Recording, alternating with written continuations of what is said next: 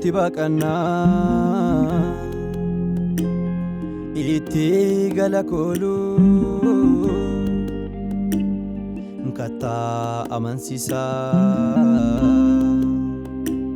dubbatee nama naalu hin dhaaltanaan jedhee dirree isa gamaa Sobuf nama miti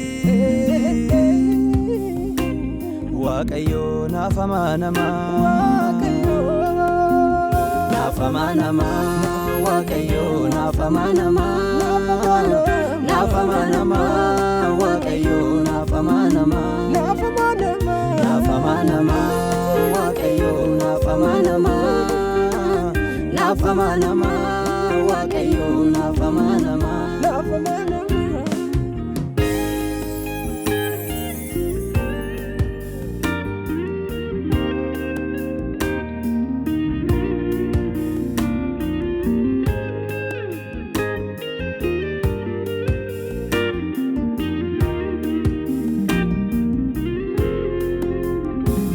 Toblaate na jiraachise jireenya kannoo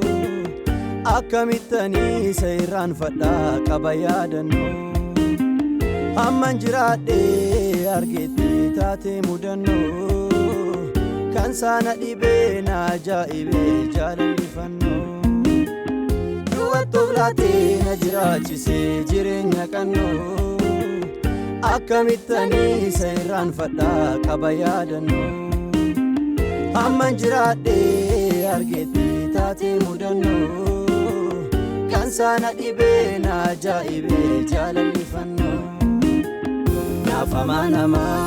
Waaqayyo nafama nama Waaqayyo nafama nama Waaqayyo nafama nama Waaqayyo nafama nama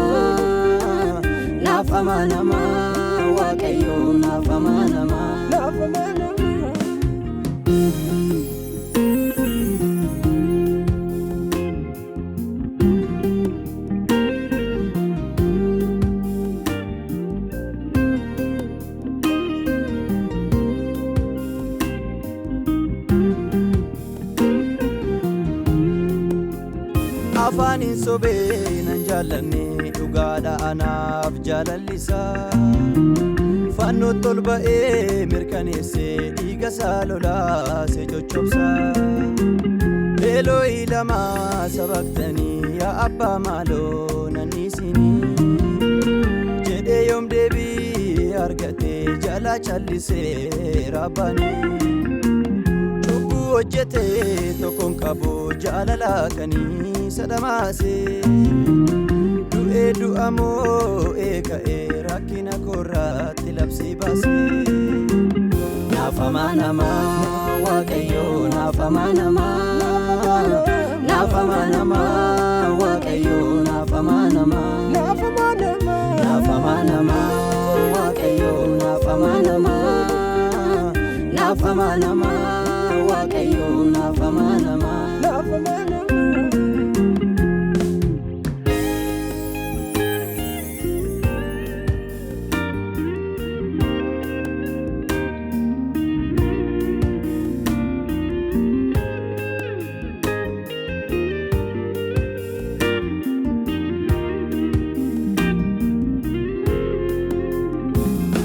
Kata amanama situna godinama sino jedha caalchise ulfina kosifise yommon makake wamu keessa koo na boqota jijjiirteetta seenaa koo siifan qaba galata Kata amanama situ na godem nama sino jedha caalchise ulfina ko sibdise yomun makake wamu keessa koo na boqota jijjiirteetta seenaa koo siifan qabam galata Sifan kabam galata Sifan kabam galata Sifan kabam galata Sifan kabam galata